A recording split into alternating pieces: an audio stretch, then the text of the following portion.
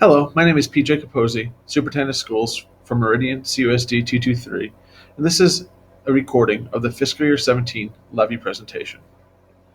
I'll start off by explaining what the levy is. The levy is the process by which the district collects taxes, which our community feels through their local property taxes. There's 11 funds a school can levy for, and understanding how a levy is constructed helps taxpayers and community members understand where and how school districts get their money. So we'll start off by understanding that there's several rate capped funds. What this means is that based on whatever the overall EAV is for the school district, we will collect money based on the rates that are set for us by law. So these are inflexible rates at the top end. The district, if we were in a healthy financial position, which we are not in at this point, we could choose to levy for less. But these are the maximums in these 7 funds. That leaves us 4 funds that are need-based. That's bond and interest, tort, IMRF, and Social Security. Oftentimes you'll hear IMRF and Social Security lumped together or referred to as Fund 50. For bond and interest, that's a pre-calculated balance of whatever our long-term debt repayment schedule indicates that we're going to pay that year. So the way that I try to explain it usually when I'm talking to people is to think about whatever your annual mortgage payment is or whatever that long-term debt. As a school district, when we have long-term debt, which comes from selling bonds, we are able to levy for the exact amount necessary to repay those on time. So we don't get to levy extra, we don't get to levy less. We have to levy for that exact amount. Tort is capped by our risk management plan, which indicates how much money we spend trying to avoid risk and or lawsuit throughout the course of the year. We could collect nearly $900,000 a year in tort. However, conversely to what I said on the previous slide is that we maxed out all of those funds. We do not max out tort.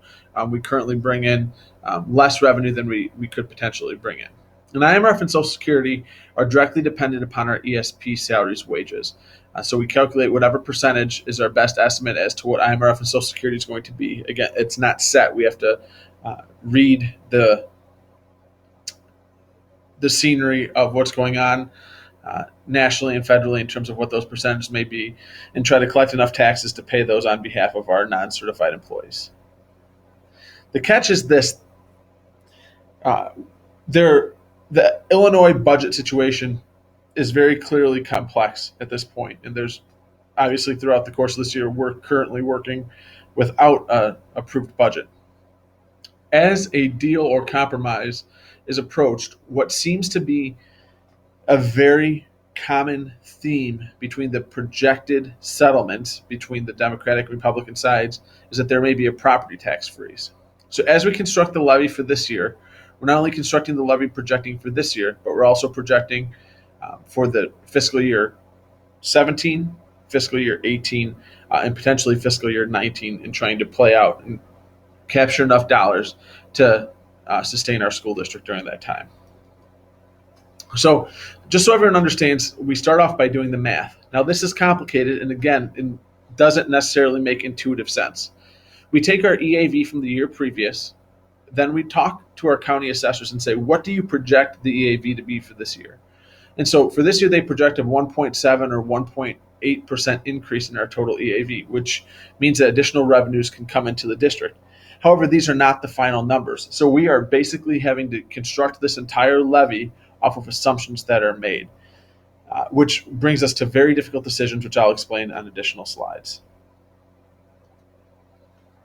So as we take the need that we have in certain areas, which are hard dollar figures. So for instance, in bond and interest, we need 1.775 million, in IMRF Social Security 440, tort 520. We use the EAV, do the math calculation to figure out what our rate would be. So we take those rates, and we take our our capped out rates before, and we can come up with what our total tax rate would be. You will see that our total tax rate projects currently to be 6.07. Last year was 5.99.